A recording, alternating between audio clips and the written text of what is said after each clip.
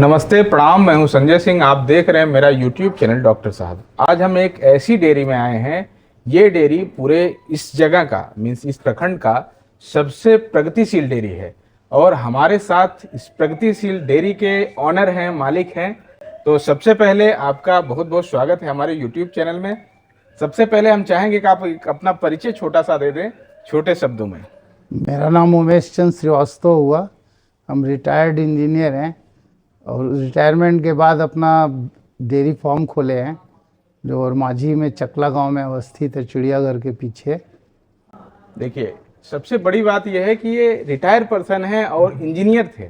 Engineer एक बहुत बड़ा पद होता है और अभी के किसान क्या है कि वो धीरे धीरे पशुपालन को छोड़ रहे हैं, लेकिन जो प्रबुद्ध आदमी है, प्रबुद्ध जो लोग हैं, वो धीरे धीरे पशुपालन को बढ़ावा देने के लिए पशुपालन की तरफ आकर्षित हो रहे हैं। ये रिटायर इंजीनियर हैं और अब जो है ये सेवा मुक्त हैं, फिर भी पशुपालन के क्षेत्र में एक बहुत बड़ा क्रांति लाने का प्रयास कर रहे हैं, बदलाव ले आने का प्रयास कर रहे हैं। तो सबसे पहले आपको हम दिखाते हैं इनके डेयरी का पूरा व्यू, इनका डेयरी किस तरह संचालित होता है। धीरे धीरे आपको सारा चीज इनका दिखाएंगे। इनके पास डेयरी भी है, साथ ही साथ मिल्क प्रोसेसिंग यूनिट भी है और बहुत कुछ है। आइए हम दिखाते हैं इनके डेयरी को। पहले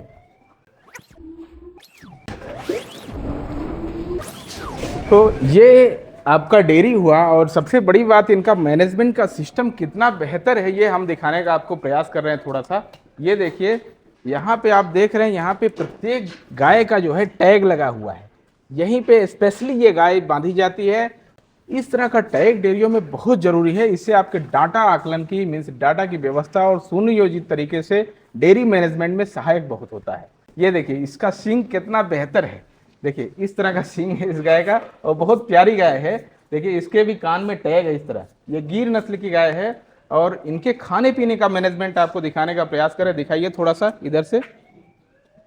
देखिए, इस तरह का जो इन्होंने चन्नी बनवाया है और इसी तरह के पार्ट बाई पार्ट में किए हैं ताकि गाय आपस में झगड़ा वगैरह ना करें। देखिए, ऐसा नहीं है कि यहाँ से वहां तक एक ही है चन्नी। दिखाइए थोड़ा सा, दिखाने का प्रयास करिए वहां पे। देखिए, ये चन्नियां जो है ऐसा नहीं है, डिवाइडेशन है इसमें। एक डिवाइड वहां बनाया गया ताकि किसी तरह की गाय आपस में लड़ाई झगड़ा करके बदमाशी ना करें, दिक्कत ना हो उनको खाने में। ये देखिए, ये एक मैनेजमेंट की दूसरी पहलू है। तीसरा आप देखिए, ये डेयरी फैन है। गर्मियों के दिन में, अभी फिलहाल ठंड का मौसम है और गर्मियों के दिन में इस डेयरी फैन का बहुत जरूरत होता है, बड़ी आवश्यकता पूर्ति हो जाती है डेयरी फैन से। ये फैन जो है यहाँ से पूरे डेयरी में भरपूर जितना जरूरत है उतना हवा दे देता है। और डेयरी फैन भी मैनेजमेंट का एक सबसे बड़ा जरूरी चीज है ताकि पशुओं को किसी तरह से गर्मी ना लगे। देखिए, ये जो है सीलिंग फैन भी लगा हुआ है और लाइटिंग की देखिए बहुत तगड़ी व्यवस्था है। अभी लाइट जल रही है, पूरा बड़ा लाइट है। तो ये डेयरी में बहुत जरूरी है, ये मैनेजमेंट का एक पहलू है। ये भी जो है आप सभी को व्यवस्थित करना चाहिए। चौथा, नीचे मैट हम दिखाने का प्रयास कर रहे हैं आपको। देखिए, ये मैट, ये गाय के लिए, प्रेग्नेंट गाय के लिए बहुत जरूरी चीज है। मैट भी आप अपने डेयरी में जरूर लगवाएं, जिससे गाय को बैठने और आराम करने में मदद करता है। और ये मैट देखिए कितना इसका थिकनेस है, बहुत अच्छा खासा थिकनेस है। देख रहे हैं कितना वेट है इसका। तो मैट का थिकनेस भी बहुत मायने रखता है। मैट अच्छा होना चाहिए, अच्छी क्वालिटी का होना चाहिए और थोड़ा सा मोटा होना चाहिए, जिससे पशुओं के खुर में किसी तरह का प्रॉब्लम नहीं होता। देखिए, यहाँ पे खुर है, खुर एकदम स्वस्थ है। सब पशु का, जितने भी गाय है यहाँ पे, सबका खुर स्पेशली जितने शेप में होना चाहिए उतने शेप में है। ये उसका सबसे बड़ा रीजन ये मैट है। यदि डायरेक्ट इस तरह की जमीन, ढलान जमीन पे रहता तो कहीं ना कहीं खुर में प्रॉब्लम होने की संभावना ज्यादा बनी रहती है। ये गाय देखिए, ये गाय डेयरी की सबसे ज्यादा हाई मिल्किंग वाली गाय है। इस गाय का जो है दूध कितना, एक बार ऑनर ही बताएंगे। इनकी तरफ फोकस करिए कैमरा को थोड़ा सा। बताइए सर कि ये गाय कितनी दूध कर रही है अभी? अभी तो ज़्यादा दिन नहीं हुआ इसको, 15-20 दिन हो रहा है। 30+ है ये गाय। अच्छा, ये लगभग 30 लीटर दूध जो है दे रही है कंटिन्यूली। 30+ है मीन्स 31-32 लीटर चला जाता है, लेकिन ऑन रेशियो अगर देखा जाए तो 30 लीटर लगभग इसका दूध है। ये गाय का स्ट्रक्चर आप देखिए, कितना बेहतरीन इसका स्ट्रक्चर है इस गाय का और इतना बढ़िया बनावट है इस गाय का। इस गाय की खूबसूरती इतनी अच्छी है कि देखिए, इसका गादी थोड़ा सा दिखाने का प्रयास करिए। इसकी गादी देखिए, ये इसका थन कितना खूबसूरत दिख रहा है। इसका थन बहुत बढ़िया, बहुत अच्छे शेप में इसका थन है और इतनी अच्छी कलर में ये गाय है। और ये पहले बयान की है ना? ये सब पहले, तीनों पहले भी नहीं। ये पहले बयान की गाय है। लगभग ये तीनों चारों जो गाय हैं ये सब पहले भी बयान की है। इसका दूध हाईएस्ट कितना गया है अभी तक? 25। 25 लीटर इसका दूध जो है हाईएस्ट गया है।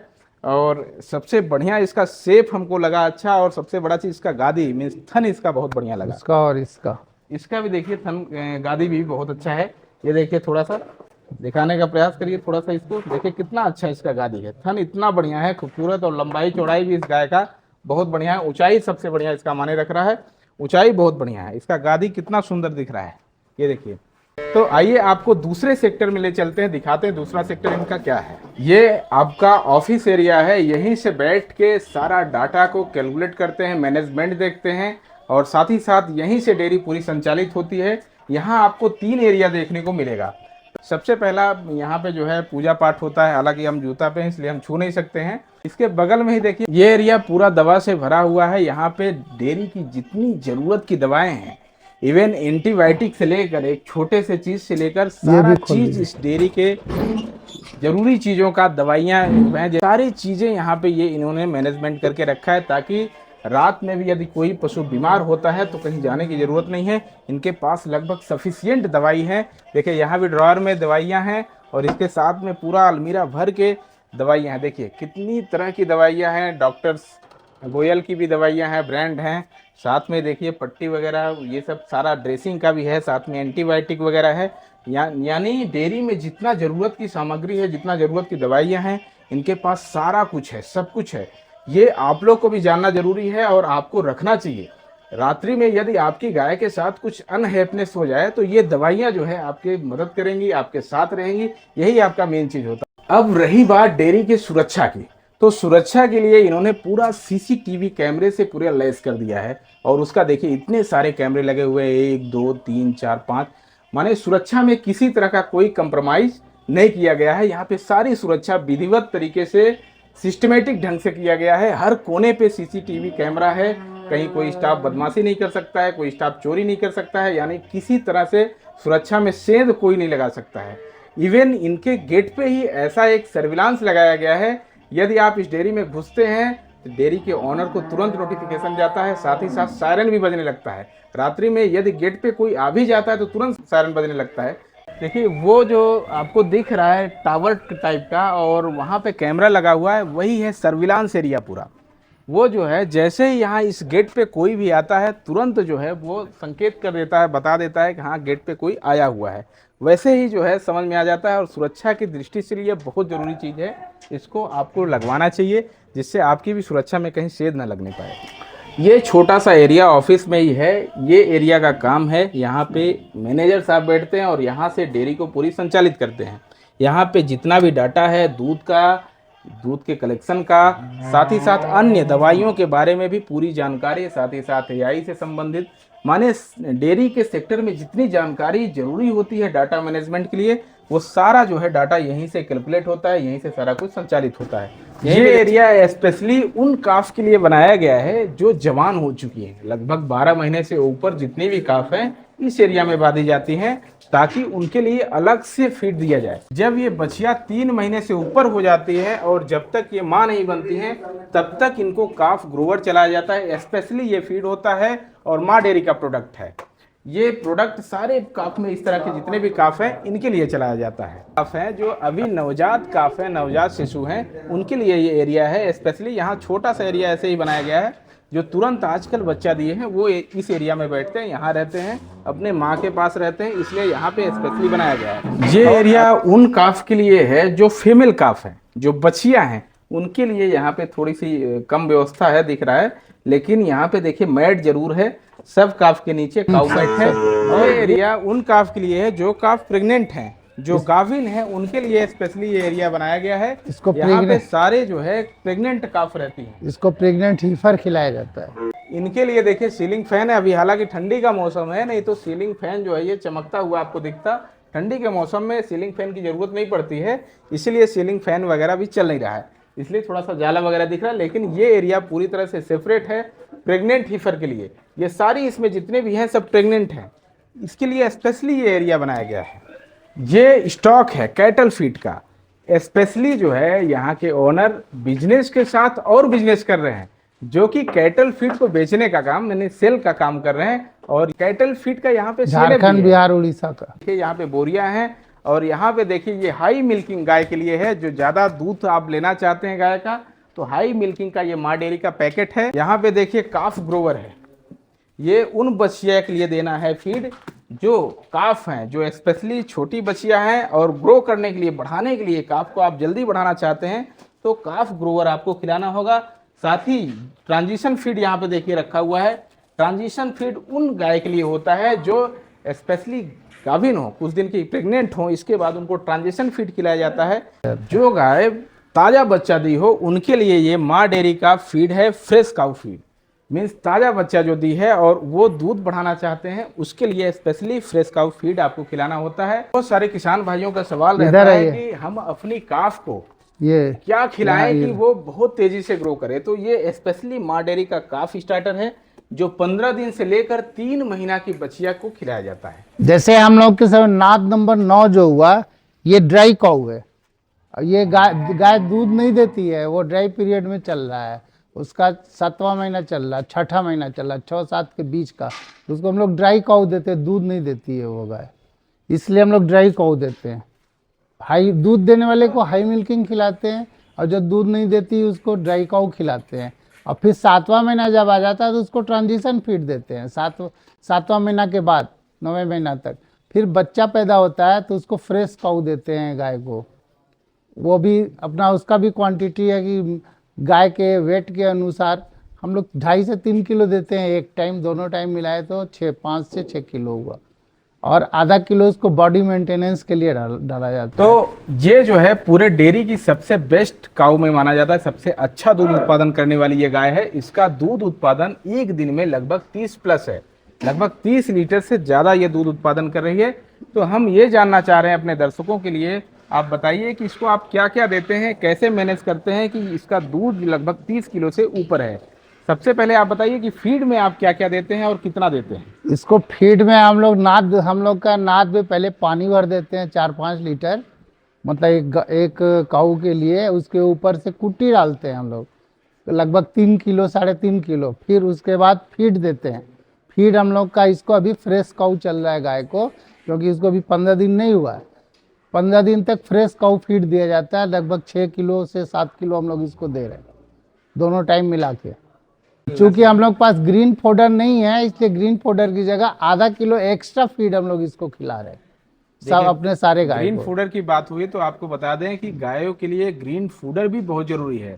इनका अनुपात जो है 60 और 40 का होना चाहिए। 60% ड्राई फूडर होना चाहिए, मीन्स भूसा वगैरह होना चाहिए, कुट्टी वगैरह होना चाहिए, और लगभग 40% ग्रीन फूडर मीन्स हरा घास होना चाहिए। तो ग्रीन फूडर इन गायों को अभी नहीं मिल पा रहा है, इसकी वजह से आधा किलो अलग से आप फीड दे रहे हैं। हाँ। ऐसा आप बताना चाह रहे हैं। हाँ। तो ये जो है व्यवस्था आप भी करें।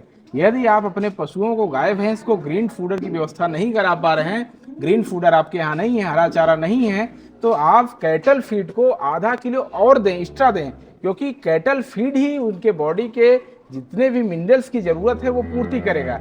क्योंकि उसमें सारा चीज मिला है, इसमें कैल्शियम वगैरह कुछ नहीं देना है। मिनरल, कैल्शियम सब माँ डेयरी की फीड में सारा चीज मिला हुआ है। इससे हम लोग के काऊ का फैट भी आता है 5+, कभी 5.30 रहता है, कभी 5.4 रहता है, कभी 5.1 हो जाता है, कभी 4.9 के नीचे तो आता ही नहीं है।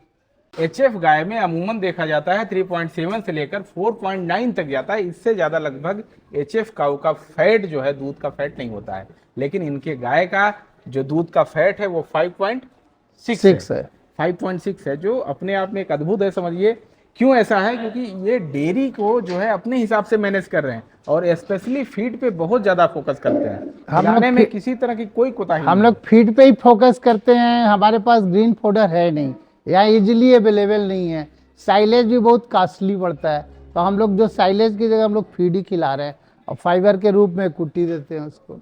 तो अब हम चलते हैं आपको एक ऐसे सेक्टर में ले जाने के लिए, ऐसी जगह आपको दिखाने वाले हैं जहां मेन चीज होता है। मीन्स आप किसी भी चीज को यदि आप प्रोडक्शन करते हैं, माने बनाते हैं, तो बनाना तो एक तरह से सरल हो जाता है, वो लगभग सभी कर सकते हैं। आप कोई फैक्ट्री भी डालेंगे तो जो प्रोडक्शन आप करना चाहेंगे वो इजीली आप मेहनत करके बना सकते हैं। लेकिन सबसे चैलेंजिंग वाली जो बात होती है वो होता है सेल, जो सेल सब नहीं कर पाते हैं। तो यहाँ पे मैन्युफैक्चरिंग भी है, मीन्स दूध का मैन्युफैक्चरिंग करने के लिए गाय है और मैन्युफैक्चरिंग के अलावा जब आपका दूध प्रोडक्शन हो जाता है तो सेल करना सबसे बड़ा चैलेंज होता है। तो आपको ले चलते हैं ऐसे सेक्टर में जहां पे सेल की व्यवस्था है, आइए आपको दिखाते हैं।